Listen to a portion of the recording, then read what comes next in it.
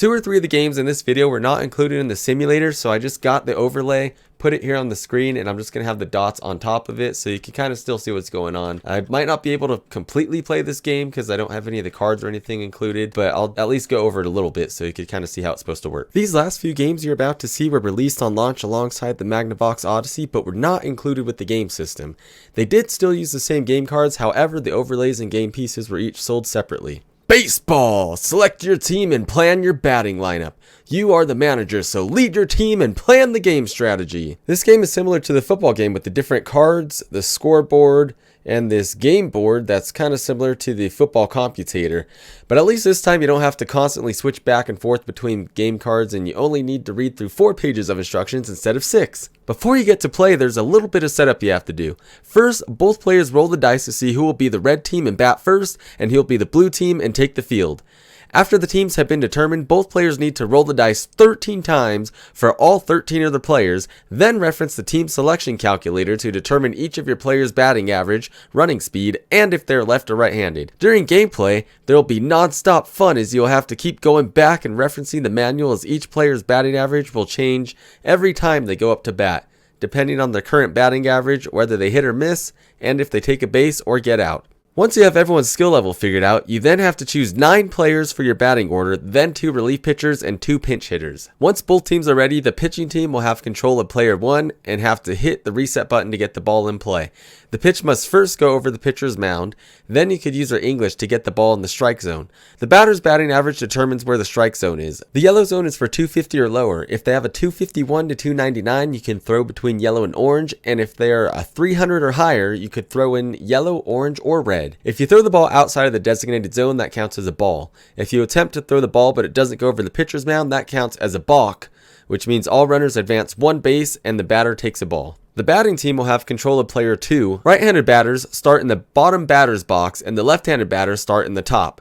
The batter starts with 2 balls and 2 strikes, so you are out on 1 strike and walk on 2 balls with a few exceptions. If you are a right-handed batter and hit against a left-handed pitcher, or you're a left-handed batter and hit against a right-handed pitcher, then you walk on 1 ball. After the pitch passes the pitcher's mound, the batter may then move vertically to try and hit the ball. The batter must then use the English to get the ball around the pitcher and through one of the hit zones. 1 is a single, 2 is a double, and if the ball goes through the yellow star, you draw a card from the power deck to see how far you run. You then put your player on base and reference your player card to see if you put a blue chip for a slow runner, white chip for a medium runner, or red chip for a fast runner. If a single is hit and there's a runner on third, the runner scores automatically. If the single is hit and there's a runner on first or second base, roll the dice and reference the play results on the game board to see how far to run. If there's a play on first and second, you only roll for the player on second base and move both players the same amount of bases. If a double is hit, second and third score automatically, but you must roll for first base. If a triple or home run is hit, anyone on base scores. If you get a hit but the ball goes off the top or bottom of the screen, it's a foul ball and you must hit again. If the ball goes over the mound and through the strike zone and you miss, or you hit the ball but the pitcher catches it while staying in the outfield zone, then you are out. If the pitcher catches the ball and bounces it back through the yellow zone and you don't hit it back, that counts as a double play and you get 2 outs. After your third out, players switch sides. If you get a hit and the ball goes around the pitcher but you go through the blue zone without lighting any numbers, then you have to draw a big break card. Big break cards could include an error, wild pitch, passed ball, or pickoff. If you draw an error card, all players would run the same as if you hit a single, except your batting average would drop by 0.002. If you draw a wild pitch / pass ball, all players advance 1 base and the batter takes a ball. If you draw a pickoff, you hold on to the card and attempt to hit again. Once you are pitching, anytime your opponent has a player on base, you can announce pickoff and say which player you are attempting to pick off.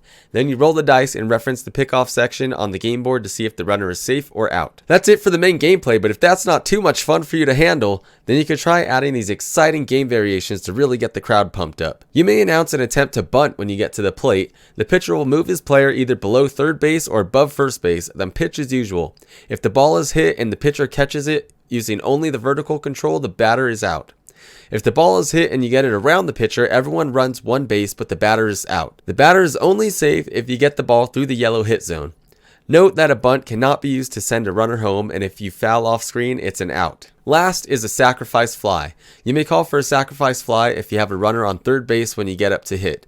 If the pitcher catches the ball, you then roll a dice and reference the sacrifice fly section of the game board to see the results. Now that we got all that exciting information out of the way, let's simulate what a few pitches might look like. So the pitcher is going to stay here in this box, and the batter, we'll say we're a right-handed batter. We'll give him the 300 or above, so the pitcher could throw anywhere between the red zones here. It doesn't matter where he is when he's pitching.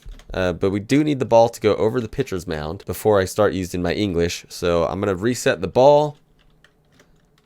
And then I could go wherever I want with it. So since I was too slow and missed the ball, it would be a strike. But since we're starting with 2 strikes and 2 balls, that's going to be the 3rd strike. So that's an out. And here comes the pitch. So I did miss the pitch, but since it went outside the red zone, that counts as a ball. And since I'm a left-handed batter against a right-handed pitcher, that's going to be the 4th ball. So that'll be a walk. So I now would get a chip. I'd reference my card and see if it's a slow runner, medium runner, or fast runner. Put that chip down on the game board and place that in first base. And then we go up for another batter. Let's bring the ball back. And here comes the pitch.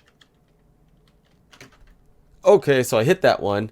I couldn't remember what my English button was, so I didn't do it, but it did go through the 2, so that's going to count as a double. So now I would roll the dice. I would reference the calculator card, and we'll say the guy's a medium runner. Most likely is going to get 2 bases on a double. I would move that chip to 3rd base, and then I would have a person on 1st. And again, I would reference the card to see if it's a slow runner, medium, or fast. And then we just continue on like that until we get 3 outs, switch sides. Then we just play as many innings as we want. Normally baseball's 9 innings. Some people like to do less. It's really up to the players, but I don't see why you'd want to do less than 9 innings because baseball's just so much fun. It's invasion! Try to capture all opposing enemy castles. You launch your assault by land or sea, but must strategically protect your castle during the battle. Invasion is seemingly inspired by the board game Risk, where the goal is to defeat your opponent's armies and take over all the countries on the board. I guess this game takes place sometime in the early 15th century because the board is divided into only 12 countries with a castle situated in each country. Each country is initially defended by 6 army tokens. The game could be played with either 2, 3, or 4 players, and the number of players will determine how many countries you select and how many army tokens you start with. Seeing how this game is difficult to understand and already overly complicated to play with others, it's going to be nearly impossible to play on my own, so I'm just going to do my best to explain how to play it in just under an hour. Included with this game is the game overlay, loot treasure cards, a physical game board, 4 different colored army tokens, 4 ship tokens, and some dice. Is a TV even necessary at this point? And of course, because this game isn't complicated enough already, you're also going to have to switch back and forth between 3 cartridges all throughout the game. Before play, each player takes turns selecting a country and placing 6 army tokens in them, 1 in each of the 4 corners and 2 outside the castle walls. Continue doing this around the board until all countries have been selected.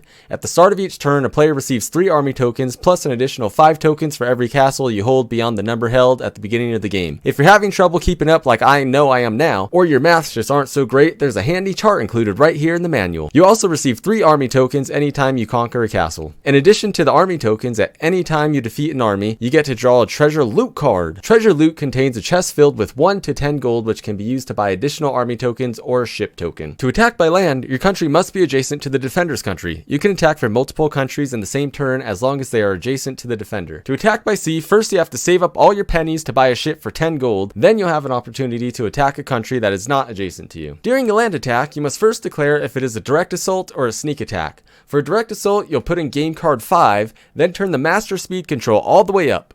On the game board, you'll put army tokens in the country you are invading equal to the number of attacks you want to do.